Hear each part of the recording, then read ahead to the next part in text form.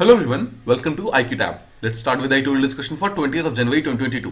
First of all, let's understand कि आज हमें कौन कौन सा editorial को डिस्कस करना है and the first topic that we have to discuss about is कि 5G के कारण फ्लाइट में डिसरप्शंस हो रहे हैं स्पेशली यूएसए के अंदर। ठीक है, ये एक न्यूज आई है तो इसी के ऊपर एक बहुत अच्छा एडिटोरियल लिखा हुआ है जहां पर बताया कि एक्जैक्टली 5G सर्विसेज के कारण फ्लाइट के ऊपर क्या डिसरप्शंस आ रही हैं और यूएसए के अंदर ऐसा क्यों आ रही है, बाकी कंट्री के अंदर ऐसा क्यों नहीं आ रही है, इसके बारे में कुछ बातें की हुई है, इसको हम प्रॉपर्ली समझेंगे।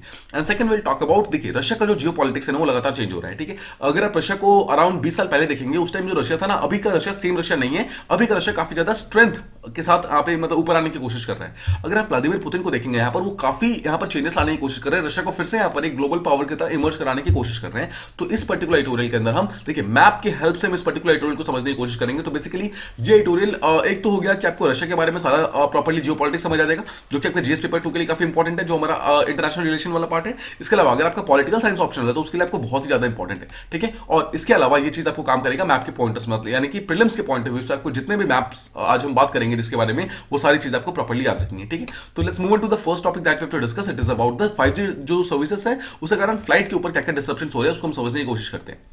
अब देखिए कॉन्टेक्स्ट ये है कि अराउंड 1 साल पहले क्या होता है, यूएसए के अंदर एक ऑक्शनिंग होती है। ठीक है, उस ऑक्शनिंग में क्या होता है कि जितने भी यूएसए के एयरपोर्ट्स हैं, ठीक है, उन एयरपोर्ट्स पे वाईफाई सर्विसेज लगाने की बात की जाती है कि हर एक एयरपोर्ट के ऊपर वाईफाई सर्विसेज लगानी है और कौन सी कंपनी लगाएगी उसकी ऑक्शनिंग हो रही थी। तो दो कंपनी यहाँ पे जीतती है। The first company was AT&T और सेकंड वॉज वेरिजॉन। ये दोनों नाम की कंपनी यहाँ पे जीतती है जो कि अराउंड $81 बिलियन के अंदर इस पर्टिकुलर ऑक्शनिंग को जीत लेती है। ठीक है, मतलब इतने पैसे देती है यूएस गवर्नमेंट को और उसके बदले में इनको वो मिलता है, एक टाइप का कॉन्ट्रैक्ट मिलता है कि उन्हें एक जो 5G सर्विसेज है उसको पूरी की पूरी एयरपोर्ट्स के ऊपर लगाना है।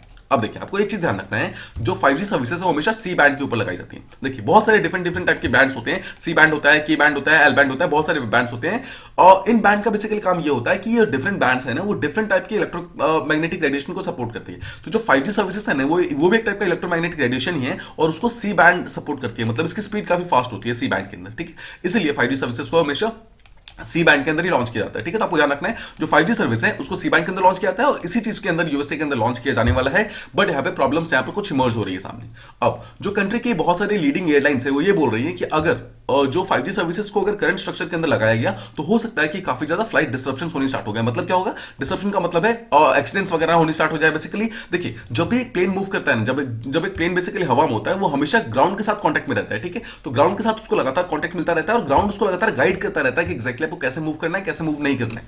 अब अगर जितने भी एयरलाइंस है वो ये बोल रही है कि जो 5G सर्विसेज है अगर वो सेम स्ट्रक्चर के अंदर यहाँ पर इंप्लीमेंट हो गया तो ये जो डिस्ट्रप्शन है ना वो इसी पर्टिकुलर चीज में देखी जाएंगे। मतलब देखिए जो ग्राउंड सपोर्ट होता है वो लगातार क्या करता है, यहाँ पर बहुत सारे कमांड देता है। ठीक है, जब कमांड देता है तो जो प्लेन जो हवा के अंदर है उस कमांड को फुलफिल करता है और उसी चीज के कारण वो प्लेन जो है वो प्रॉपर्ली आगे लैंड कर पाता है, प्रॉपर्ली यहाँ पे फ्लाई कर पाता है, अपने डेस्टिनेशन तक पहुंच पाता है। तो अगर ये कमांड के अंदर किसी भी टाइप का डिस्ट्रप्शन हुआ, यानी कि किसी भी तरीके से कमांड जो भी कमांड दिया जा रहा है अगर वो प्रॉपर्ली जो पायलट है वहां तक नहीं पहुंचेगा तो ये प्रॉब्लम स्टार्ट हो जाएंगी। ठीक है, अब इसका एग्जैक्टली इशू क्या है हम इसको पहले थोड़ा समझते हैं। देखिए जो यूएस की जो फेडरल एविएशन मिनिस्ट्री है उसने ये बोला है कि अगर हमने 5G स्ट्रक्चर को अभी इंप्लीमेंट किया तो हो सकता है कि हमें रीस्केड्यूलिंग करनी पड़ी बहुत सारी फ्लाइट्स की, या फिर हमें बहुत सारे फ्लाइट को कैंसिल करना पड़ सकता है। इसलिए फिलहाल के लिए आप इसको रोक दीजिए। बिकॉज इसका एक रीजन है, इसका रीजन ये है, देखिए हर एक फ्लाइट के अंदर एक ऑल्टीमीटर्स होते हैं। ऑल्टीमीटर क्या होता है, ऑल्टी का मतलब देखिए एलटी का मतलब होता है एल्टीट्यूड, ठीक है, और मीटर का मतलब होता है जो चीज ऑब्वियसली मेजर करते हैं। तो ऑल्टीमीटर का सीधा सा मतलब है जो कि उस एयरक्राफ्ट का एल्टीट्यूड को मेजर करता है। एल्टीट्यूड का मतलब क्या होता है, हाइट, मतलब एक पर्टिकुलर एयरक्राफ्ट एक पर्टिकुलर टाइम पे कितने हाइट पे फ्लाई कर रहा है उस चीज को मेजर करने के लिए ऑल्टीमीटर यूज किया जाता है। ठीक है, अब देखिए अब ऑल्टीमीटर जो है ना आपको ध्यान रखना है, ऑल्टीमीटर सी बैंड को यूज करता है। इसका मतलब क्या है, देखिए 5G का भी हमने बात की, 5G जो यूज करता है वो भी सी बैंड को मतलब यूज करता है, यानी कि सी बैंड है इसी के अंदर 5G रोल आउट हो सकता है। लेकिन साथ ही साथ जो ऑल्टीमीटर्स होते हैं ना उसके अंदर जितने जो मशीन्स बनी हुई हैं वो भी यहाँ पर सी बैंड के अंदर ही काम करती हैं। इसका मतलब क्या है, 5G सर्विसेज और जो यहाँ पे ऑल्टीमीटर्स है दोनों यहाँ पर सेम बैंड के ऊपर काम करती है। तो देखिए अगर सेम यहां पर जोन के अंदर सेम बैंड के अंदर अगर दो डिफरेंट चीजें काम करेंगी तो एक पॉसिबिलिटी होती है कि हो सकता है कि दोनों इंटरमिंगल होनी स्टार्ट हो जाए। इसका मतलब क्या है कि एक जो सिग्नल जो यहां जाना होगा वो सिग्नल वहां चला जाएगा या फिर वहां जाना होगा तो यहां चला जाएगा। इसका मतलब क्या है, मान लीजिए कि कमांड स्ट्रक्चर से एक पर्टिकुलर सिग्नल को ऊपर भेजा जाता है प्लेन के पास में। मान लीजिए प्लेन यहां पर मूव कर रहा है जो कि सी बैंड के मतलब जो उसका ऑल्टीमीटर है वो इसको बेसिकली कैच करने की कोशिश कर रहा है। लेकिन साथ ही साथ यहां पर मान लीजिए 5G भी है तो 5G भी तो सी बैंड यूज कर रहा है ना, हो सकता है कि कमांड का जो ये कमांड है जो यहां तक जानी चाहिए तो वो यहां जाकर ना जाकर बेसिकली यहीं पे आके फंस जाए। राइट, यही मेन प्रॉब्लम है। इसी के कारण यहां पे बोला जा रहा है कि 5G और ये जो है दोनों सेम टाइप की टेक्नोलॉजी यूज कर रहे हैं, इसलिए हम दोनों को एक साथ में यहां पर रोल आउट नहीं कर सकते बिकॉज आगे जाकर फ्लाइट की डिस्ट्रप्शन को मतलब और ज्यादा इंक्रीज कर सकते हैं। अब थोड़ी सी ऑल्टीमीटर की इंपॉर्टेंस समझते हैं कि ऑल्टीमीटर इतना इंपॉर्टेंट क्यों है। देखिए जैसा हमने बात किया, ऑल्टीमीटर जो है एयरक्राफ्ट का एल्टीट्यूड बताता है, मतलब हाइट बताता है कि एग्जैक्टली एक पर्टिकुलर टाइम पे वो एयरक्राफ्ट कितनी हाइट पे मूव कर रहा है, ठीक है, मतलब ऊपर है नीचे। अब मान लीजिए कि उस पर्टिकुलर एयरक्राफ्ट को लैंड करना है, ठीक है। अब देखिए मान लीजिए ये रनवे है, यहां पर अगर लैंड करना है तो जब उसका ऑल्टीमीटर है ना, वो हमेशा शो करता रहेगा कि अब आप 100 मीटर ऊपर हैं, अब आप 90 मीटर ऊपर हैं, अब 80 मीटर 70 मीटर इस तरीके से मूव करता है, ठीक है। तो जब वो नीचे की तरफ आएगा ना, तो वैसे वैसे उसका ऑल्टीमीटर जो शो करता रहेगा कि आप ग्राउंड से इतने मीटर ऊपर है, इतने ऊपर, मतलब इतने मीटर ऊपर है। अब मान लीजिए कि जस्ट सपोज कि वो ग्राउंड के काफी पास आ चुका है, बट फ्लाइट जो 5G डिस्ट्रप्शन है उसके कारण ये चीज यहां पे शो ना करे और ये बोले कि अभी भी आप 100 मीटर ऊपर है।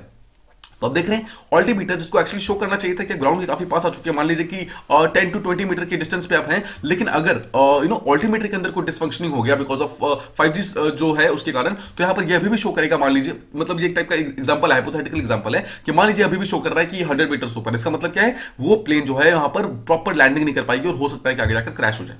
स्पेशली जहां पर भी बैड वेदर की कंडीशंस होते हैं, जहां पर फॉगी कंडीशन होता है, जहां पे पायलट को सामने डायरेक्टली दिख नहीं रहा होता है, जहां पे लो विजिबिलिटी होती है, वहां पर जो पायलट है वो पूरी तरीके से कमांड जो आती है, मतलब जो ऑन ग्राउंड सपोर्ट आता है ना, उसके ऊपर डिपेंडेंट होता है। अब सोचिए यही जो ऑन ग्राउंड सपोर्ट है, जो कि एक्चुअली जो कमांड देता है, इसी के अंदर अगर डिस्ट्रप्शन होनी स्टार्ट हो जाए, अगर प्रॉपर्ली कमांड ना मिल पाए, तो यहीं पर जो क्रैशेस की जो इंसिडेंट्स है वो काफी ज्यादा इंक्रीज हो सकती है, ठीक है। तो देखिए मेन रीजन हमने समझ लिया। रीजन क्या है? रीजन ये है कि जो 5G सर्विसेज है और जो कुछ जो फ्लाइट इक्विपमेंट्स है जैसे कि ऑल्टीमीटर्स, ये दोनों ही सी बैंड के ऊपर काम करती हैं। इसी चीज के कारण और यहां पर क्या होता है, दोनों के इंटरमिंगल होने का यहां पर खतरा बढ़ जाता है। अब जो वहां की जो मिनिस्ट्री ऑफ सिविल एविएशन है वहां के यूएसए की, वो लगातार बोल रही है कि जितने भी ऑल्टीमीटर के मैन्युफैक्चरर्स हैं, हम लगातार उनसे बात कर रहे हैं, हम उनसे बातचीत कर रहे हैं और हम कोशिश कर रहे हैं कि जो 5G की कंपनीज है उनसे भी बात की जाए और दोनों में से किसी एक का एटलीस्ट टेक्नोलॉजी को चेंज किया जाए, ताकि अगर कोई एक सी बैंड पे काम कर रहा है तो दूसरे को हम किसी और बैंड पे शिफ्ट कर सके, ठीक है। तो बेसिकली जो इंटरमिंगलिंग इशू होगी वो पूरी तरीके से खत्म हो जाएगी और उसके बाद ही हम जाकर इस चीज को रोल आउट कर पाएंगे। उसके बाद ही एयरक्राफ्ट के अंदर जो परमानेंट वाईफाईज है, एयरपोर्ट्स के अंदर जो वाईफाईज है, उसको हम प्रॉपर्ली लॉन्च कर पाएंगे। अब देखिए यहां पर थोड़ी समझने वाली बात है। यूएसए की अगर आप बात करेंगे, यूएसए वर्ल्ड की लार्जेस्ट इकोनॉमी है, वर्ल्ड की लार्जेस्ट फास्टेस्ट ग्रोइंग इकोनॉमी है, वर्ल्ड की लार्जेस्ट टेक्नोलॉजिकल ग्रोइंग इकोनॉमी है। लेकिन इसके बावजूद जो अगर आप यूएसए को देखेंगे, यूएसए अपने डोमेस्टिक एयरपोर्ट्स पे, इंटरनेशनल जो एयरपोर्ट्स हैं, वहां पर 5G सर्विसेज को अभी तक लॉन्च नहीं कर पाया है, स्पेशली बिना एयर ट्रैवल को डिस्टर्ब किए हुए, मतलब बिना किसी प्रॉब्लम को किए हुए इस पर्टिकुलर चीज को यहां पर ऑल आउट नहीं कर पाया है, ठीक है। अब लेकिन जो बाकी कंपनीज है उसकी कंपैरिजन अगर आप करोगे तो साउथ कोरिया हो गया, चाइना है, जापान है, ये ऐसी कंट्रीज है जिन्होंने ऑलरेडी अपनी कंट्रीज के अंदर 5G सर्विसेज लॉन्च भी कर दी है और अपने अपने एयरपोर्ट्स के ऊपर उन्होंने सक्सेसफुली उसको लगा भी दिया। इनके यहां पर ऐसी कोई भी प्रॉब्लम नहीं आ रही है। अब जब यूएसए से पूछा गया तो ये इसने बोला कि हमारे जो टेरिटरी है, जो हमारा टेरिटरी है, उसके कारण हमारे यहां पर कुछ जो प्रॉब्लम्स है वो आ रही हैं और उस प्रॉब्लम्स को उन्होंने थोड़ा सा बताया, उन्होंने स्पेसिफाई करके बताया कि एग्जैक्टली यूएसए के अंदर क्या क्या प्रॉब्लम्स है।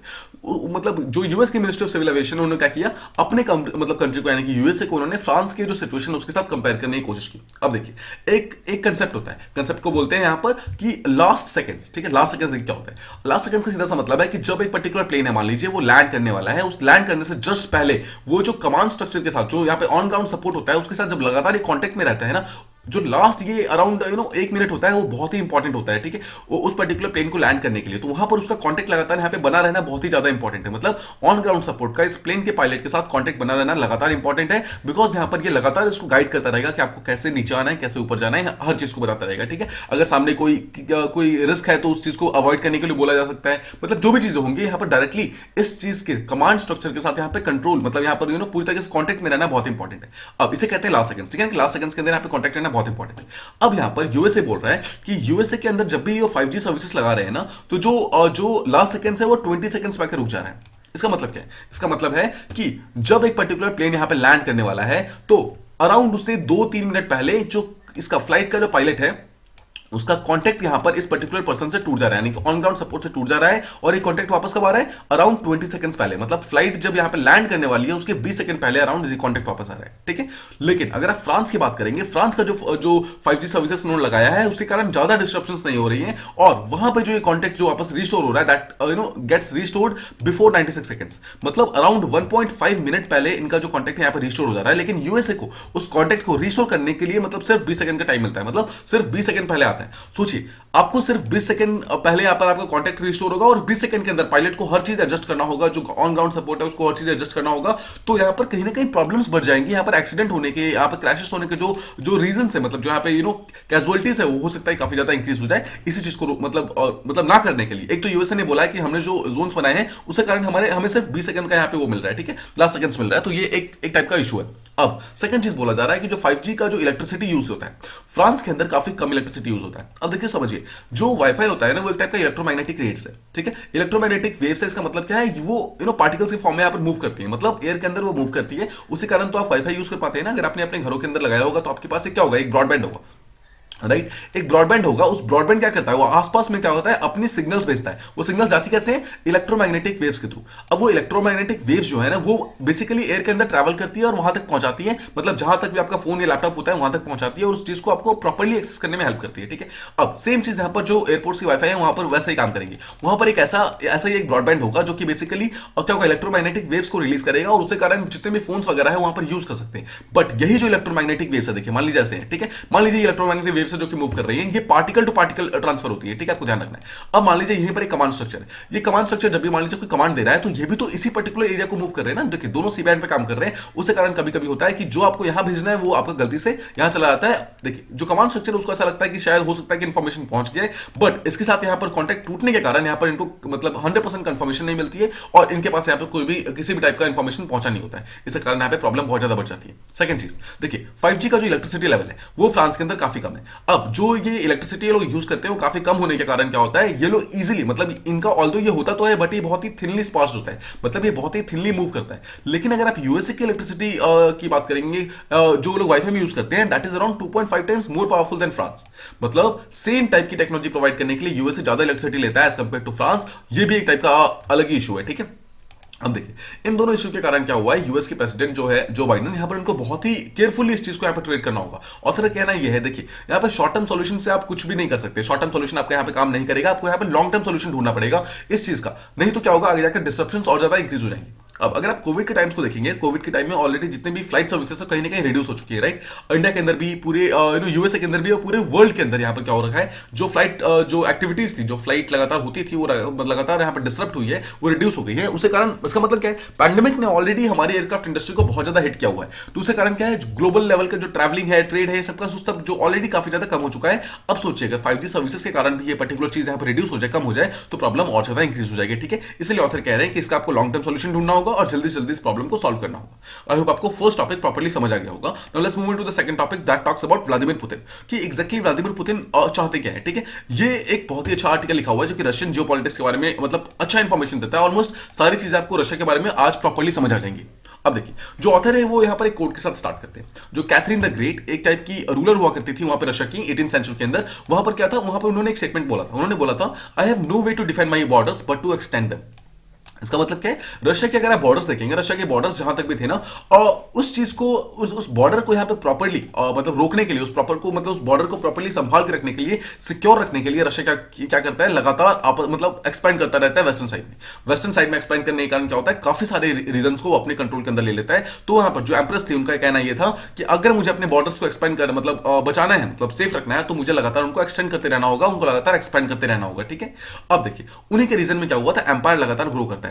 अब जो अभी का रशिया आप देखते हैं, उसके साथ साथ में जो ब्लैक सी वाला रीजन है, यूक्रेन है, क्रीमिया है, कॉकासस रीजन है, बेलारस है, बाल्टिक रीजन है, ये सारे रीजन को कहीं ना कहीं रशिया ने अपने अंदर उस टाइम ले लिया था। अगर आप इस मैप को देखेंगे आपको प्रॉपर्ली समझ आएगा। देखिए, दिस इज न्यू रशिया, या अभी का आपको मेनलैंड रशिया मतलब मालूम चलता है। इसके अलावा देखिए, ये बेलारस है, ये यूक्रेन है। यहाँ पर देखिए, ये वाला सी जो है ब्लैक सी वाला पार्ट है, ठीक है। ये ब्लैक सी के आसपास जितने भी कंट्रीज है, ये सब हो गए, ठीक है। टर्की हो गया, ये जॉर्जिया हो गया, ये सारे के सारे जितने भी कंट्रीज है ना, कहीं ना कहीं धीरे धीरे इनका हुआ था, यहाँ पर इन्होंने इस तरफ वेस्ट की तरफ यहाँ पर एक्सटेंड करना स्टार्ट कर दिया था। तो काफी कंट्रीज को इन्होंने अपने कॉन्टेक्ट के अंदर ले लिया था, ठीक है। यहाँ पर देखिए, ये एक टाइप की बाल्टिक सी है, ठीक है। बाल्टिक सी है, तो यहाँ पर बाल्टिक कंट्रीज है, इन सबको भी कहीं ना कहीं रशियन इन्फ्लुएंस के अंदर उस टाइम ले लिया गया था।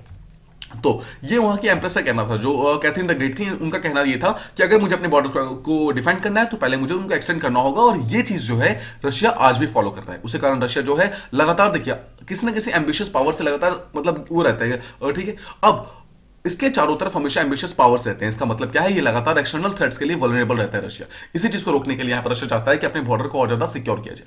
अब समझते हैं कि अभी का रशिया कैसा है। अगर आप अभी के रशिया को देखेंगे, रशिया के अंदर कोई भी नेचुरल बॉर्डर्स नहीं है। नेचुरल बॉर्डर्स क्या होते हैं? नेचुरल बॉर्डर का सीधा सा मतलब है कोई रिवर हो गया, कोई माउंटेन्स हो गए, कोई हिल्स हो गए, वो कुछ भी नहीं है जो कि एक्चुअली रशिया को एक टाइप का नेचुरल बैरियर मतलब बैरियर दे। अगर आप इंडिया की बात कीजिए, देखिए इंडिया की अगर बात करेंगे, दिस इज हिमालय, ठीक है, ये हिमालय। हिमालयस का एक चीज एश्योरेंस क्लियर है कि कोई भी कंट्री नॉर्दर्न साइड से इंडिया के ऊपर अटैक नहीं कर सकती कभी भी। इसका रीजन क्या था? कभी भी अटैक नहीं कर सकती बिकॉज हिमालयस को क्रॉस करना इज नॉट पॉसिबल। अगर आप मिलिट्री के साथ क्रॉस करें, that is totally not possible, ठीक है, पूरी तरीके से इंपॉसिबल। इसलिए आज तक हमारे लिए यहाँ पर कभी भी नॉर्दर्न साइड से अटैक नहीं हुआ। हमारे यहाँ पर अटैक हमेशा नॉर्थ वेस्टर्न साइड से हुआ है, ठीक है, आपको ध्यान रखना है। हमारे यहाँ पर अटैक जो हुए हैं, यहाँ पर हमारे यहाँ पे अटैक सी रूट्स के कारण हुए हैं। यहाँ पर जो ब्रिटिशर्स आए थे यहाँ पर, ठीक है, वो सब सी रूट्स के थ्रू आए थे। मतलब जितने भी जो मुस्लिम इन्वेजन हुए हैं यहाँ पे इंडिया में, वो नॉर्थ वेस्टर्न साइड से हुए हैं, बट नॉर्दर्न साइड से कुछ भी नहीं हुआ है बिकॉज ऑफ हिमालयस, ठीक है। सेम चीज बोल रहा है, लेकिन रशिया के पास ऐसा कोई भी नेचुरल बॉर्डर्स नहीं है प्रेजेंट। अब उनका जो बॉर्डर है बेसिकली, अगर आप नॉर्दर्न साइड में देखेंगे रशिया का, तो वो आर्कटिक ओशन है, और अगर ईस्टर्न साइड में देखेंगे तो वो है पैसिफिक ओशन, ठीक है। आप इस पर्टिकुलर मैप को देख सकते हैं। देखिए ऊपर साइड में देखेंगे यहाँ पर आर्कटिक ओशन है, इस साइड देखिए आप पैसिफिक ओशन है। दोनों तरफ यहाँ पर मतलब सी रूट्स तो है, बट अगर आप ये वाला पार्ट देखेंगे, ठीक है, इनका वेस्टर्न पार्ट देखेंगे, ये पूरी तरीके से यूरोपियन कंट्री से घिरा हुआ है। अगर आप नॉर्दर्न पार्ट देखेंगे, ये पूरी तरीके से एशियन कंट्री से घिरा हुआ है। इसका मतलब क्या है, इनका एक बहुत ही मेजॉरिटी जो लैंड है वो कहीं ना कहीं एशिया, यूरोप, इन सबसे घिरा हुआ है। इसका मतलब क्या है, वो लैंड बाउंड्रीज है, और लैंड बाउंड्री पे आपको ध्यान रखना है, अटैक सबसे ज्यादा होते हैं। इंडिया के अंदर सबसे ज्यादा अटैक कहीं से क्यों हुआ? बिकॉज यहां से डायरेक्ट लैंड बाउंड्री थी जो कि इंडिया के अंदर आ रही थी। लैंड बाउंड्री के ऊपर सबसे ज्यादा अटैक्स होते हैं। अब देखिए कंट्री का जो हार्टलैंड है, हार्टलैंड किसे बोलते हैं? कंट्री का जो ईस्टर्न पार्ट है उसे हार्टलैंड बोलते हैं। स्पेशली जो सेंट पीटर्सबर्ग का जो एरिया है, वहां से लेकर मॉस्को तक जाता है, उस पर्टिकुलर एरिया को यहाँ पर हार्टलैंड बोला जाता है। इस पर्टिकुलर इमेज को ध्यान से देखिए, ये पूरा का पूरा रशिया, ठीक है। अगर आप रशिया को देखेंगे, देखिए ऑल्दो रशिया आप जानते हैं Russia is the largest country area wise. अगर आप देखेंगे रशिया यहाँ पे लार्जेस्ट कंट्री है, बट आपको ये बात ध्यान रखना है कि रशिया की 70 से ज्यादा परसेंट जो एरिया है वो किसी काम के नहीं है। वहां पर पॉपुलेशन बहुत ही कम है। क्यों? बिकॉज देखिए ये डायरेक्टली आर्कटिक रीजन के अंदर आता है, ठीक है, आर्कटिक रीजन के बहुत मतलब क्लोज है। इसके कारण यहाँ पर सिचुएशन, जो यहाँ पर कंडीशन है, जो क्लाइमेट कंडीशन है, वो बहुत ज्यादा हार्श कंडीशन है। यहाँ पर बहुत ज्यादा विंटर कंडीशन होता है, कोल्डी कंडीशन यहाँ पे बहुत ज्यादा, इसके कारण यहाँ पर सर्वाइव करना बहुत ज्यादा मुश्किल है। तो अगर आप रशिया को देखेंगे, रशिया की जो मेजॉरिटी पॉपुलेशन है वो देखिए इनका वेस्टर्न साइड, ये वाला पार्ट जो है यहीं पे बसी हुई है, ठीक है। और आप समझ के, और कुछ जो पार्ट है वो यहाँ पर कुछ ग्रासलैंड्स वगैरह प्रेजेंट है, यहाँ पे प्रेजेंट है मंगोलिया के जस्ट पास में। अब देखिए इस पार्ट में हार्श कंडीशन होने के कारण पॉपुलेशन तो है यहाँ पर बहुत, बट बहुत ही कम है। इसी कारण सारी की सारी वो कहां पर है, पॉपुलेशन कहां पर है, पॉपुलेशन सारी की सारी यहाँ पर है, ठीक है, वेस्टर्न साइड में। तो आप देख सकते हैं जितने भी रेड वाले एरियाज आप देख रहे हैं, वो सारे जो रेड एरियाज हैं वहां पर पॉपुलेशन डेंसिटी बहुत ज्यादा है, उससे कम यहाँ पर इनमें है, उससे कम यहाँ पे इन पे। तो आप ये वाला पार्ट देख रहे हैं, ये वाला पार्ट है सेंट पीटर्सबर्ग स्टेशन, ठीक है, मतलब सेंट पीटर्सबर्ग नाम का एक शहर है जो कि रशिया के अंदर प्रेजेंट है। अगर आप उससे नीचे आएंगे तो ये वाला पार्ट जो है यहाँ पर मॉस्को प्रेजेंट है। तो इस पर्टिकुलर एरिया जहां पर सारे के सारे लोग रहते हैं और जहां पर इनके सारे के सारे कैपिटल ऑफिशियल्स हैं, सारे लोग रहते हैं ना, ये इसे बोला जाता है हार्टलैंड ऑफ रशिया। मतलब ये रशिया का हार्ट है, ठीक है, मेन जो प्लेस है जहां पर कोई भी अटैक करना चाहता है वो यही ये वाला पार्ट है, ठीक है। तो आप समझ गए कि हार्टलैंड कहां पर है, सेंट पीटर्सबर्ग से लेकर मॉस्को के बीच में, जहां पर सारे के सारे लोग रहते हैं। अब दिस इज द रीजन जो कि एक्चुअली वल्नरेबल टू अटैक्स है। यहां पर सारे के सारे जो बहुत सारी कंट्रीज है डिफरेंट तरीकों से यहां पर अटैक कर सकते हैं, बिकॉज डायरेक्टली यहां पर लैंड बाउंड्रीज आती है। अब यहां पर जैसा हमने समझा, कोई भी यहां पर नेचुरल बैरियर्स नहीं है, और किसी भी टाइप का वेस्टर्न बॉर्डर्स, मतलब अगर आप जो यूरोपियन बॉर्डर है वहां पर कोई भी ऐसी कोई माउंटेन्स नहीं है, हिल्स नहीं है, जो एक्चुअली रशिया के अंदर आने से जो उनके दुश्मन है यानी कि एनिमीज है उनको रोक सके। और इसी चीज के कारण क्या हुआ है कि पिछले 2 सेंचुरीज के अंदर 2 अटैक्स रशिया के ऊपर बहुत ही डिवास्टेटिंग इन्वेजन्स हुए। पहला तो 1812 के अंदर, 1812 के अंदर नेपोलियन ने, जो फ्रांस का था मतलब नेपोलियन, उन्होंने रशिया के ऊपर अटैक कर दिया था। और 1940 के अंदर जर्मनी, जो हिटलर वाला टाइम था, वहां पर उन्होंने रशिया के ऊपर अटैक कर दिया था। ऑल्दो दोनों ही जो वॉर्स थी, दोनों में रशिया जीत गई। दोनों में रशिया ने इधर नेपोलियन को हरा दिया, उधर वहां पे उन्होंने जो हिटलर था उसको हरा दिया। लेकिन इसके बावजूद रशिया को बहुत बड़ा मटेरियल लॉस हुआ, बहुत बड़ा ह्यूमन लॉस हुआ। सोचिए अगर यहाँ पर कोई भी नेचुरल बैरियर्स होता तो पहली बात तो ये दोनों यहाँ पर अटैक कर ही नहीं पाते, और अगर होता तो रशिया को यहाँ पर ज्यादा टाइम मिलता है यहाँ पर रेडी होने के लिए, और कहीं ना कहीं वो अपने मटेरियल लॉसेस को, ह्यूमन लॉसेस को यहाँ पर रिड्यूस कर सकते थे, बचा सकते थे। अब देखिए जब सेकेंड वर्ल्ड वॉर खत्म होता है 1945 में, तो रशिया क्या करता है, रशिया अपने आसपास के रीजन्स के ऊपर अपना इन्फ्लुएंस बनाना स्टार्ट करता है, ठीक है। अब देखिए कैथरीन द ग्रेट जो एम्प्रेस थी वो 18th सेंचुरी में थी, वो तो गई। अब उसके अलावा जो नेक्स्ट लीडर्स आते हैं उनको भी ये चीज पता था, लेकिन जो कैथरीन द ग्रेट जो बोल के गई थी ना कि अगर आपको रशिया के बॉर्डर्स को बचाना है तो सबसे पहले आप उन्हें एक्सटेंड करना होगा चारों तरफ से, तो इस चीज को हर एक लीडर वहां के मानते थे और वो इस चीज को फॉलो करने को रेडी थे। इसलिए जैसे सेकंड वर्ल्ड वॉर खत्म होता है, रशिया क्या करता है, अपना जितने रिम लैंड है उस रिम लैंड में अपना कंट्रोल स्टैब्लिश करना स्टार्ट करता है ना। पहले आप समझ के हार्टलैंड क्या होता है। हार्टलैंड क्या मतलब क्या है, रशिया के अंदर जो सबसे इंपॉर्टेंट पार्ट है जहां पे मेजॉरिटी ऑफ द पॉपुलेशन रहती है उसे हार्टलैंड कहते हैं, और वो काफी इंपॉर्टेंट इंपॉर्टेंट है। अब सेकंड कंसेप्ट समझते हैं कि एग्जैक्टली रिमलैंड क्या है। अब देखिए इस मैप को ध्यान से समझिए। देखिए ये रशिया का है। रशिया का अगर आप लैंड पावर देखेंगे तो ये पूरा रीजन तो कहीं ना कहीं रशिया को आता है, ठीक है। अब रशिया के अलावा ये जो आप पार्ट देख रहे हैं जो कहीं ना कहीं एक बफर जोन की तरह काम करता है रशिया के लिए, इसे रशिया बोलता है कि ये हमारा रिमलैंड है। रिमलैंड मतलब क्या है, जितने भी वेस्टर्न पावर्स हैं उनसे डायरेक्टली एक अटैक के रूप में ये बचाता है। ये रीजन जो है बचाता है रशिया को, मतलब रशिया के ऊपर डायरेक्टली अटैक नहीं हो सकता जब तक ये रीजन के ऊपर रशिया का फुल जब तक इन्फ्लुएंस है, ठीक है। तो आई होप आप समझ गए। तो ये वाला पार्ट जो ये हार्टलैंड हो गया, ठीक है, मतलब स्पेशली ये वाला पार्ट हार्टलैंड हो गया, और जितना ब्लू वाला पार्ट देख रहे हैं वो सारे का सारा रिमलैंड है। तो इस रिमलैंड के ऊपर जो इन्फ्लुएंस रशिया अपना लगातार रखना चाहता है, सिंपल वर्ड्स में अगर आप समझेंगे तो रशिया अपने आसपास के जितने भी नेबरिंग कंट्रीज है उन सबके ऊपर अपना एक इन्फ्लुएंस रखना चाहता था, ताकि कोई भी अगर वेस्टर्न पावर इनके ऊपर कभी भी अटैक करने की सोचे तो सबसे पहले उनको उस जो छोटे छोटे कंट्रीज है उनसे फाइट करना पड़े, और जब तक वो रशिया तक पहुंचेंगे, पहली बात तो जो एनिमी कंट्री है उनके जो उनका जो स्ट्रेंथ है वो कम हो जाएगा, और सेकंड चीज तब तक रशिया जो है ज्यादा रेडी हो सकती है, ठीक है। इसलिए जो यूरोप का ईस्टर्न पार्ट है, एशिया का जो सेंट्रल पार्ट है, इस हर एक एरिया के अंदर वो अपना इन्फ्लुएंस बना के रखना चाहते हैं। आई होप आपको इसका एग्जैक्ट रीजन समझ आएगा कि क्यों वो अपना इन्फ्लुएंस बना के रखना चाहते हैं। अब देखिए 1991 में क्या होता है, सोवियत यूनियन पूरी तरीके से डिसइंटीग्रेट हो गया।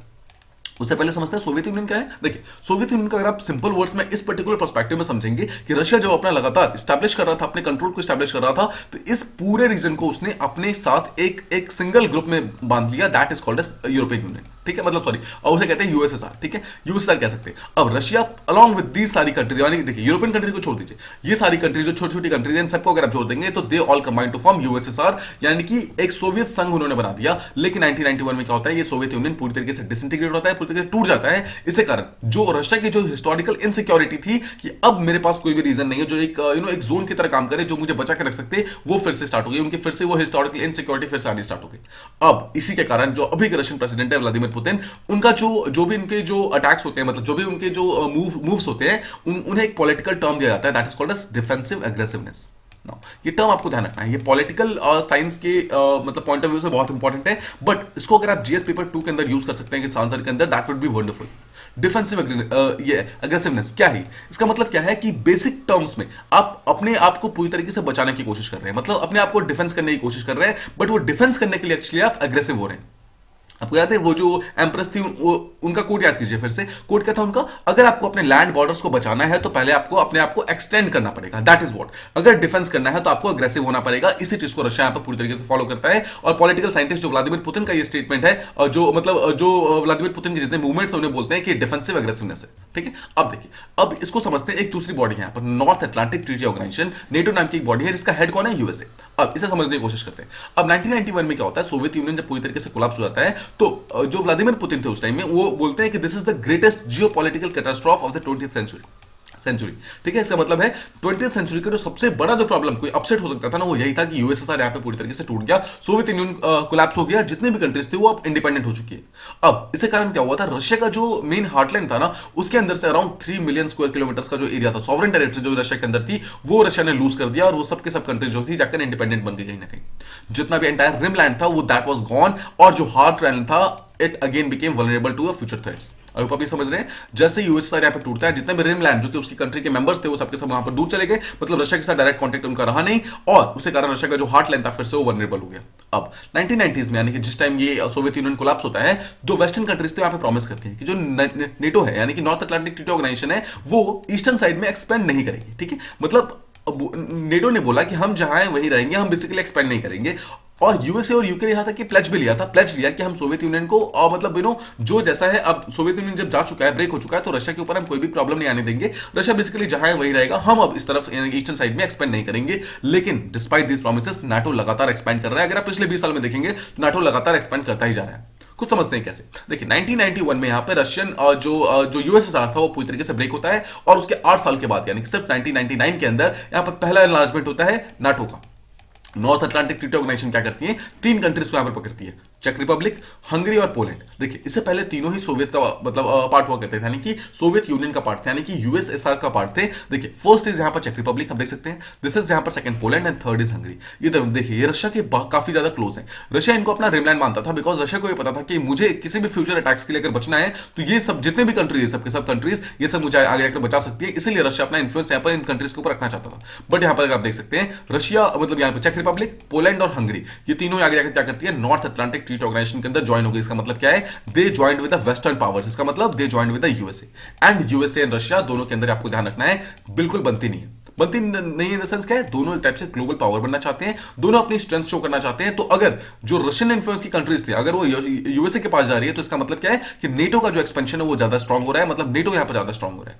अब 1999 के बाद क्या होता है, 2004 यानी कि अराउंड 5 साल के बाद क्या होता है, 7 और कंट्रीज यहां पे गई, जिसके अंदर 3 बहुत ही इंपॉर्टेंट कंट्रीज थी, जो कि थी बाल्टिक कंट्रीज। आपको याद होगा बाल्टिक सी हमने बात की थी। अब बाल्टिक सी को रशिया अपना लेक मानता है। देखिए बाल्टिक सी एक ऐसा पार्ट है जिसको एक रशिया बेसिकली अपना बहुत ही इंपॉर्टेंट पार्ट मानता था, बिकॉज बाल्टिक सी इनको डायरेक्टली यहां पर इस तरफ का वो दे सकते थे, एक्सेस मतलब दे सकते थे। लेकिन जो बाल्टिक कंट्रीज थे, यानी कि 3 जो बाल्टिक कंट्रीज थी, एस्टोनिया, लैटविया और लिथुआनिया, ये तीनों भी आगे जाकर इन्होंने नेटो ज्वाइन कर लिया। अब देख सकते हैं रशिया के जो बिल्कुल क्लोज में जितने भी ये तीनों एग्जैक्ट बॉर्डर्स थे ना, ये तीनों भी आगे जाकर नेटो ज्वाइन कर लिया। इसका मतलब क्या है, यूएस की फोर्सेस अब यहां पर भी आ चुकी हैं, मतलब यूएस की फोर्सेस यहां भी है, यहां पर भी है, यहां पर भी है। अब यहां से जो रशिया का था, रशिया का यहां पर प्रॉब्लम स्टार्ट होती है। रशिया का यहां पर फिर से वही चीजें जो है मतलब शो नहीं स्टार्ट हो गई।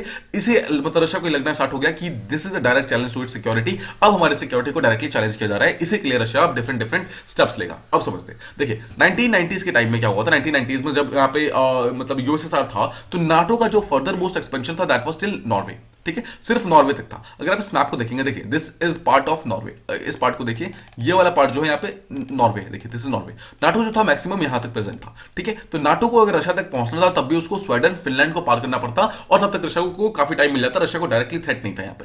लेकिन जब ये बाल्टिक कंट्रीज यहां पर गई ना, तो क्या हुआ, एस्टोनिया, लैटविया, लिथुआनिया जाने के कारण क्या हुआ, ये तीनों कंट्रीज रशिया के डायरेक्ट कॉन्टेक्ट में थी। इसी कारण नाटो भी अब जो था रशिया के डायरेक्टली कॉन्टेक्ट में आ चुका था। यहां पर इनकी इसकी प्रॉब्लम स्टार्ट होती है, जहां पर जो यहां पर बाल्टिक कंट्रीज के आने के बाद जो जहां पर नेटो स्टैब्लिश था, वहां से रशिया का जो कैपिटल था, वहां की कैपिटल से मतलब डिस्टेंस सिर्फ 160 किलोमीटर रह गया। मतलब रशिया की मेन लैंड से, यानी कि रशिया के हार्ट लैंड से सिर्फ अराउंड 150 किलोमीटर दूर यहां पे नाटो पूरी की पूरी फोर्स लेके बैठा हुआ है। ठीक है, अब देखिए ऑल्दो इसका ये मतलब नहीं है कि नेटो यहां पर जब चाहेगा अटैक कर देगा, इसका ये मतलब नहीं है। बट ऑब्वियसली रशिया को इस बात का वो भी है, कहीं ना कहीं एक फियर है कि अगर हमने कोई भी ऐसा स्टेप लिया तो आगे जाकर नाटो स्टेप्स ले सकता है, मतलब कोई ना कोई एक्शन ले सकता है। इसी कारण रशिया को थ्रेटनिंग तो बहुत फील हुआ 1990s के बाद, जब ये पर्टिकुलर बाल्टिक नेशन जाके अराउंड 2004 के अंदर, लेकिन वो कुछ रिस्पॉन्ड नहीं कर पाया, because Russia was in a transition phase. Russia लगातार अपने आप को फिर से यहाँ पे स्ट्रॉन्ग करने की कोशिश कर रहा था। अब 2000 के आसपास में क्या होता है, व्लादिमीर पुतिन यहां पे प्रेसिडेंट बनते हैं। जब व्लादिमीर पुतिन प्रेसिडेंट बनते हैं तो एक चीज उन्हें समझ आ गई थी कि जो स्टेट उन्होंने इनहेरिट किया था, मतलब जिस कंट्री के वो प्रेसिडेंट बने थे, that was actually a very in a weak condition, बहुत वीक कंडीशन में था। उनकी इकोनॉमी बहुत ज्यादा क्रम्बलिंग हो रही थी। सोचिए रशिया एक टाइप का ग्लोबल पावर हुआ करता था, और 2000 आते आते उसके मतलब सिर्फ 10 सालों के अंदर 1990s में वो एक टाइप का ग्लोबल पावर था, और 2000 आते आते उसकी सिचुएशन पूरी तरीके से खराब हो चुकी थी। तो सबसे पहले तो व्लादिमीर पुतिन का जो मेन काम था वो ये था कि उसे पहले तो सबसे पहले अपना स्टेट को फिक्स करना था। और 2008 में जब यहां पे देखिए, अब 2000 के आसपास जो व्लादिमीर पुतिन आते हैं, उसके बाद जो मेन प्रॉब्लम स्टार्ट होती है 2008 से स्टार्ट होती है, जब यूएसए क्या करता है, जॉर्जिया को और यूक्रेन को मेंबरशिप प्रोवाइड करता है नेटो का। ठीक है, देखिए नेटो का एक समिट होता है उस टाइम में, जो कि बुकारेस्ट समिट था। बुकारेस्ट समिट के अंदर क्या होता है, यूएसए बोलता है कि हम जॉर्जिया को और यूक्रेन को अपने नेटो के अंदर समिट करना, मतलब इंक्लूड करना चाहते हैं। अब यहां पर रशिया इस चीज के अगेंस्ट जाता है। क्यों, देखिए समझिए पहले जॉर्जिया और यूक्रेन है कहां पे एग्जैक्टली। अगर आप इस मैप को देखेंगे, देखिए दिस इज रशिया, रशिया के एग्जैक्टली पास में यहां पर यूक्रेन है। देखिए ये तीनों कंट्रीज ऑलरेडी जा चुके हैं, इधर बाल्टिक नेशन। ठीक है, ये जा चुकी है ऑलरेडी। अब देखिए ये यूक्रेन है, और रशिया के जस्ट नीचे अगर आप साउथ में देखेंगे, दिस इज जॉर्जिया। तो अब जॉर्जिया और यूक्रेन, इनके ऊपर भी खतरा आ रहा है। अगर यूक्रेन और जॉर्जिया सोचिए ये दोनों भी गई, तो इसका मतलब क्या है, एंटायर जो वेस्टर्न बॉर्डर है वो कहीं ना कहीं डायरेक्टली नेटो के एक्सेस के अंदर आ जाएगा। रशिया के पास कोई भी डायरेक्ट सिक्योरिटी बचेगी नहीं यहां पर। अब देखिए जब भी आप क्रेमलिन वर्ड सुनेंगे, आपको ध्यान रखना है हमेशा ये रशिया से मतलब रिलेटेड है। रशिया की जो गवर्नमेंट है ना, वो क्रेमलिन नाम के एक प्लेस के ऊपर बैठती है। जैसे हमारा कौन सा है, हमारा जैसे रेजिना हिल्स है। ठीक है, इंडिया का जो रेजिना हिल्स है, जहां पे प्रेसिडेंशियल पैलेस है, जहां पे पीएमओ ऑफिस है, उसे बोलते हैं रेजिना हिल्स। उस तरीके से रशिया का जो है that is called as Kremlin. तो रशिया के लिए देखिए एक यूक्रेन और जॉर्जिया दोनों बहुत ही इंपॉर्टेंट पार्ट है, स्पेशली उसके नेशनल सिक्योरिटी के हिसाब से। ठीक है, इसलिए रशिया ना ही यूक्रेन को कभी खोना चाहेगा, ना ही कभी जॉर्जिया को खोना चाहेगा। इन दोनों कंट्री के ऊपर ये लगातार इन्फ्लुएंस बना के रखना चाहेगा। तो इसलिए क्या होता है 2008 के अंदर, जब यूएसए बोलता है कि हम जॉर्जिया और यूक्रेन को वो देंगे, मतलब हम अपनी नेटो के अंदर समिट मतलब इंक्लूड करेंगे, तो यहां पर रशिया के यहां पे स्टेप्स लेने स्टार्ट होते हैं। अब देखिए रशिया को एक चीज समझ आ गया कि अगर यूक्रेन ने इस पर्टिकुलर अलायंस को ज्वाइन कर लिया, यानी कि नेटो को ज्वाइन कर लिया, तो जो रशिया का हार्टलैंड है वो डायरेक्टली खतरे में आ जाएगा। बिकॉज ऑब्वियसली देखिए यूक्रेन के साथ यहां पर देखिए ये वाला पार्ट, यही पार्ट तो है हार्टलैंड रशिया का। तो अगर सोचिए यूक्रेन के अंदर अगर नाटो की फोर्सेस आ गई या फिर यूएस की फोर्सेस आ गई, तो वो डायरेक्टली यहां पर रशिया के ऊपर अटैक कर सकते हैं, फिर किसी भी टाइप का स्टेप ले सकते हैं। अब इसी कारण अब अगर आप सेकंड देखिए, ब्लैक सी वाला पार्ट अगर आप देखेंगे, ब्लैक सी को रशिया जो है अपना लेक मानता था। टर्की, बुल्गारिया, रोमानिया, अगर ये वाला पार्ट अगर आप देखेंगे तो ये ऑलरेडी जो जा चुकी है। देखिए अगर आप वर्ल्ड मैप में देखेंगे तो ब्लैक सी यहां पर है, लेकिन रशिया के बिल्कुल पास में। अगर आप यहां देखेंगे तो this is Russia, this is Black Sea. Black Sea के सबसे आसपास की कंट्रीज देखिए, ब्लैक सी के आसपास देखिए रशिया है, यूक्रेन है, ठीक है, यहां पर देखिए रोमानिया है, बुल्गारिया है, टर्की है और जॉर्जिया है। ये 6 कंट्री है जो के आसपास में।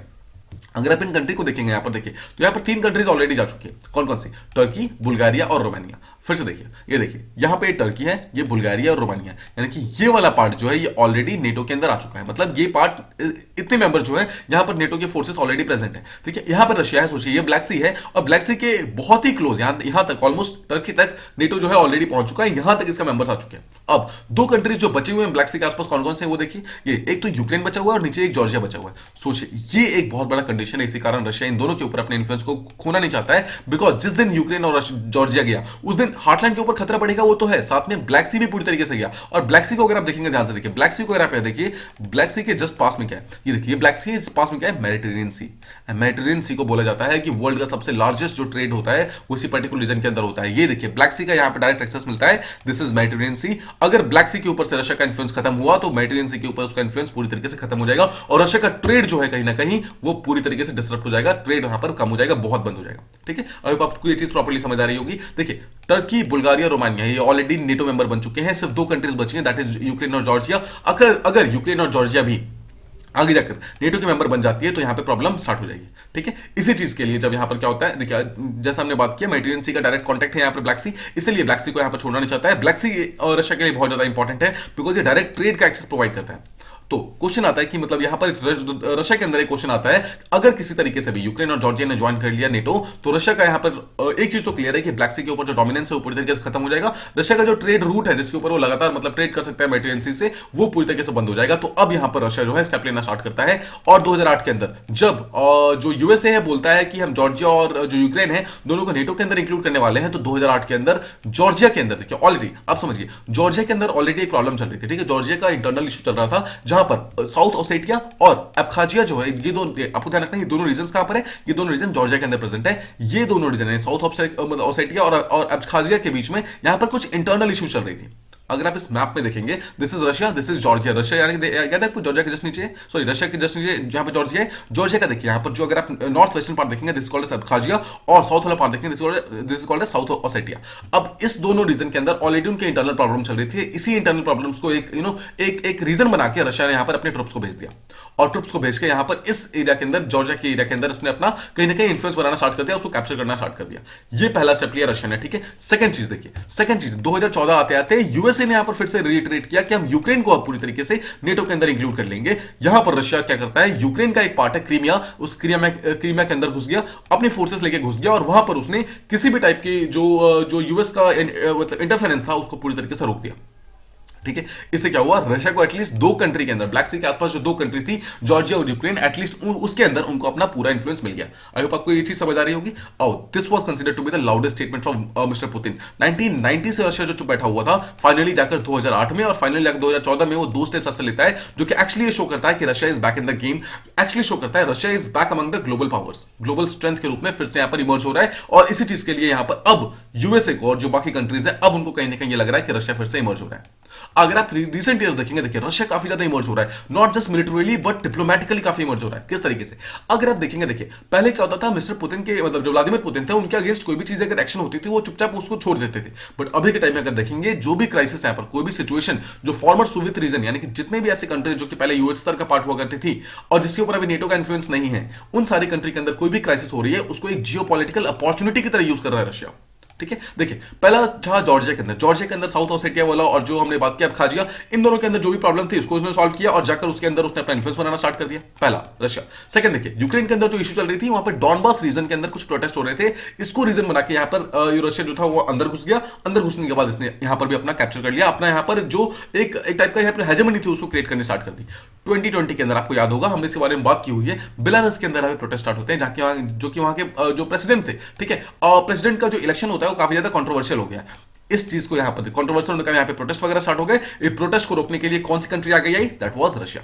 रशिया आगे आती है और यहां पर इस कंट्री के अंदर फिर से ऑर्डर को रिस्टोर करने में हेल्प करती है।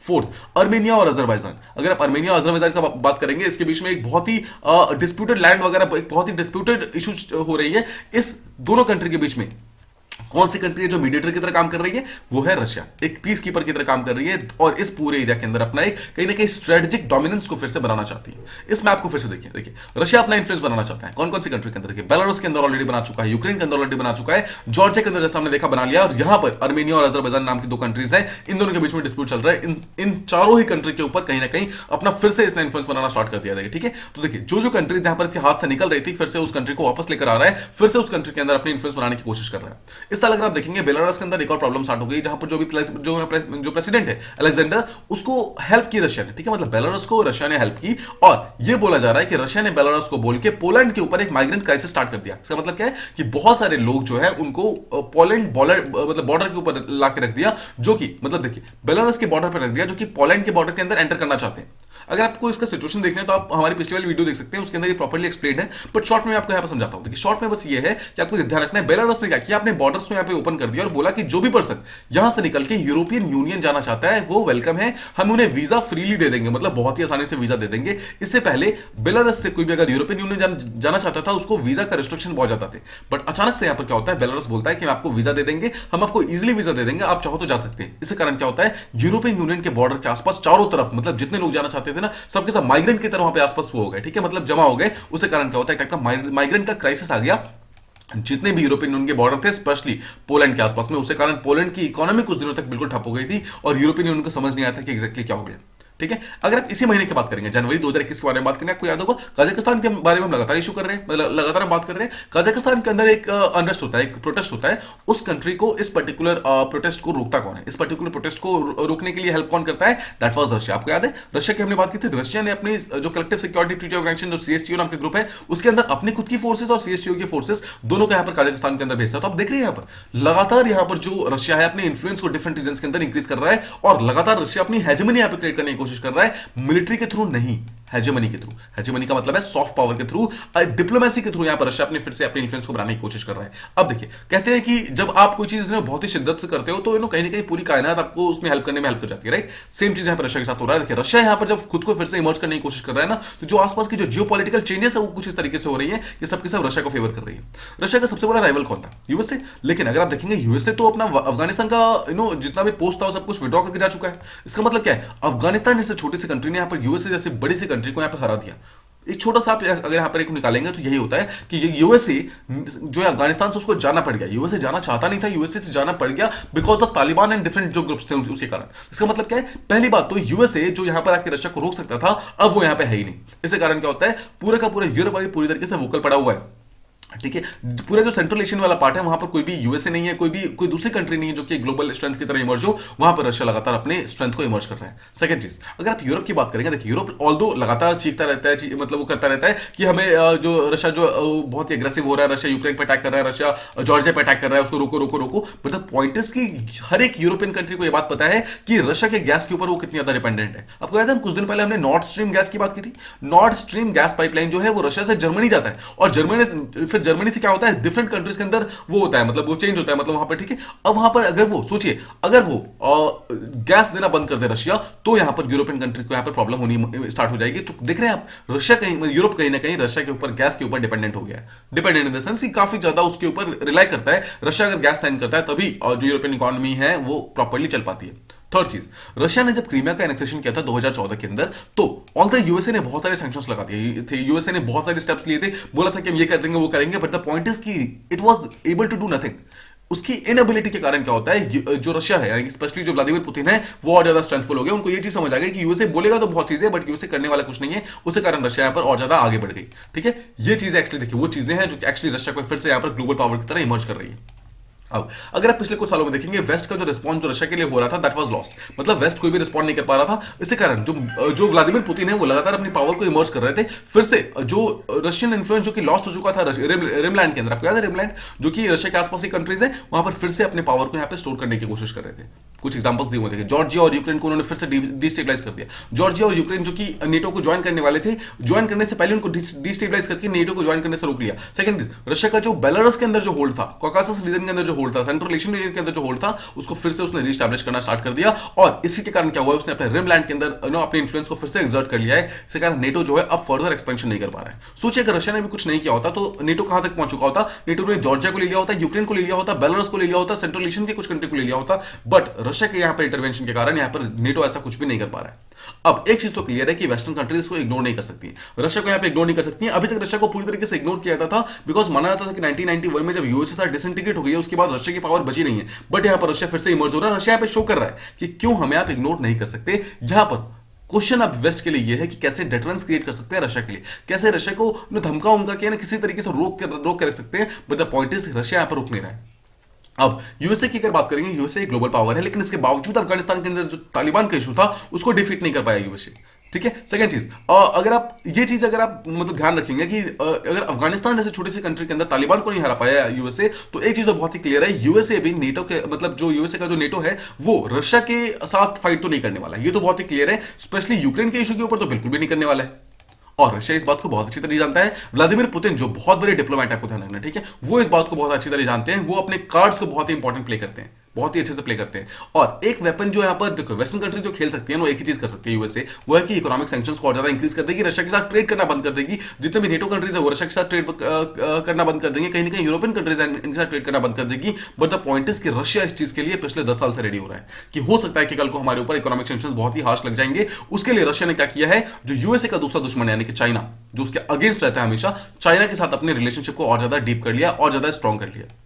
अब एक चीज क्लियर देखिए, रशिया और चाइना जो है ये आपस में कभी भी एक दूसरे के अगेंस्ट नहीं जाने वाले हैं, बिकॉज इनका कॉमन एनिमी आप कह सकते हैं यूएसए के रूप में। मतलब यूएसए लगातार इन दोनों की हेजेमनी को यहां पे चैलेंज करता है, तो रशिया और यूएसए यहां पर हमेशा साथ रहेंगे। मतलब पहली बात तो देखिए, दोनों कम्युनिस्ट इकॉनमी है, ठीक है, यहां पर इनका ऑलरेडी एक यूनिफाइंग फैक्टर है। सेकंड चीज ये है कि यूएसए उनके अगेंस्ट एक यूनिफाइंग फैक्टर की तरह काम कर रहा है। तो एक चीज तो क्लियर है, रशिया और यूएसए के बीच में जो टाइज है वो लगातार स्ट्रॉन्ग हो रहे हैं। और रशिया यहां पर देखिए, अगर उसको स्ट्रेटेजिक गोल्स उसके मिलेंगे ना, मतलब जो स्ट्रेटेजिक चीजें वो करना चाहता है, अगर वो मिलेगा उसको, तो वो हल्का फुल्का इकोनॉमिक प्राइस पे करने को रेडी है। बिकॉज रशिया धीरे धीरे फिर से इमर्ज हो रही है, not just as a military power but also as a economic power. अगर आप देखेंगे इसके कारण क्या हो रहा है, अगर हम जितने देखें, हमने सारी की सारी जो चीजें समझी, तो एक चीज तो आपको समझ गया होगा कि नेटो का जो ग्रुप है और रशिया का जो ग्रुप है, इसके अंदर जो प्रॉब्लम है वो खत्म नहीं हुई है, ये प्रॉब्लम होती रहेंगी। And this sets the stage for a perpetual crisis, specially Russian rimland के अंदर, जहां पर नेटो हो सकता है कि फिर से यहां पर जो कंट्रीज है उनको इन्फ्लुएंस करने की कोशिश करे, रशिया उनको इन्फ्लुएंस बैक करने की कोशिश करे, फिर रशिया उसको इन्फ्लुएंस करने से रोके। ठीक है, तो देखना है कि एग्जैक्टली क्या होता है। वेस्टर्न कंट्रीज जो लगातार अपने डेटर्स को क्रिएट करने की कोशिश कर रही है, बट बदले में व्लादिमीर पुतिन अपने डिफेंसिव एग्रेशन को लगातार यहां पे कंटिन्यू कर रहे हैं, ऐसा ऑथर के द्वारा लास्ट में कहा जाता है। ठीक है, आई होप आपको रशिया का जितने भी प्रॉब्लम्स थे वो प्रॉपर्ली समझ आ गई होगी। रशिया एग्जैक्टली क्या कर रहा है, क्यों कर रहा है, कैसे कर रहा है, और रशिया के आगे के मूव्स क्या हो सकते हैं, सब चीजें आई होप आपको इस पर्टिकुलर एडिटोरियल के थ्रू समझ आ गई होगी। अब देखिए, इस एडिटोरियल से आपको एक फायदा ये होगा कि अब आप दूसरे एडिटोरियल जब भी रशिया के बारे में पढ़ेंगे या फिर यूक्रेन के बारे में पढ़ेंगे ना, तो आपको बहुत ही इजीली चीजें समझ आएंगे, बिकॉज आपको इसका बैकग्राउंड प्रॉपर्ली समझ आ गया है। ठीक है, तो I hope you like the video. Please do like, share and subscribe, and thank you so much for listening.